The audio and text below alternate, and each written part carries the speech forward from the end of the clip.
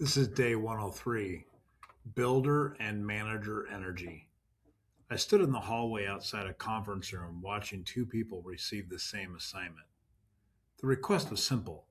A new initiative needed a leader. The scope was loose, the timeline was tight, the outcome mattered. What happened next was anything but simple. The first person leaned back and asked a series of reasonable questions.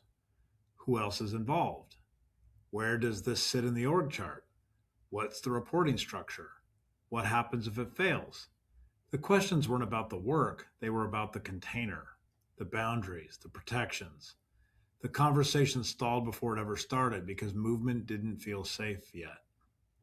The second person leaned in and asked different questions. What problems are we trying to solve? Who's affected? What do we know? What do we need to learn first? Within minutes, they were sketching ideas on the whiteboard. The work had already begun. I've seen this pattern repeat itself across teams, industries, and several decades now.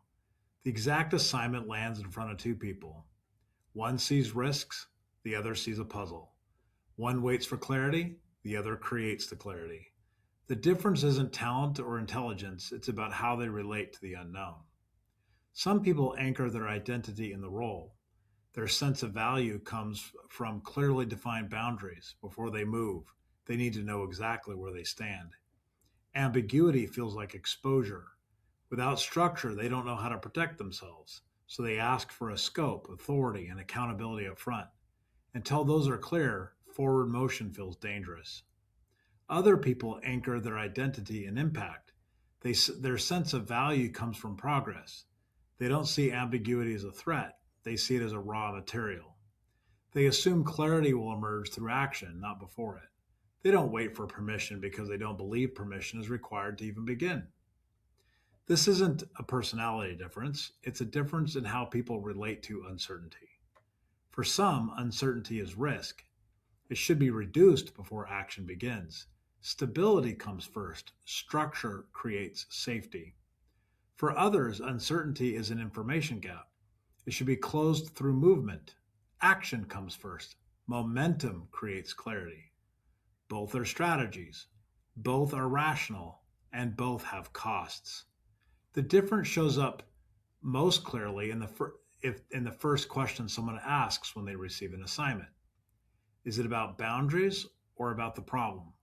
The question reveals how they believe work gets done. Neither reaction is inherently good or bad. The failure comes from a mismatch.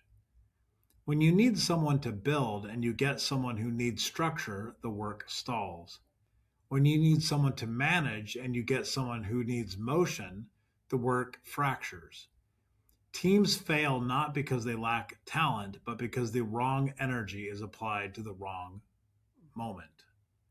Builder energy optimizes for momentum, learning, and progress. It's essential when the path is unclear and speed matters more than precision. Manager energy optimizes for stability, clarity, and predictability. It's essential when the system is fragile and the cost of failure is higher than the cost of delay. Both are necessary, both are responsible, both believe they are doing the right thing. The tragedy is when leaders can't tell the difference. When the work is undefined and the outcome uncertain, you need someone who will move without permission.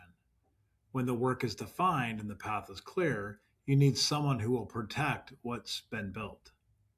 The mistake is asking one to do the work of the other. The mistake is believing one reaction is proper and the other is wrong.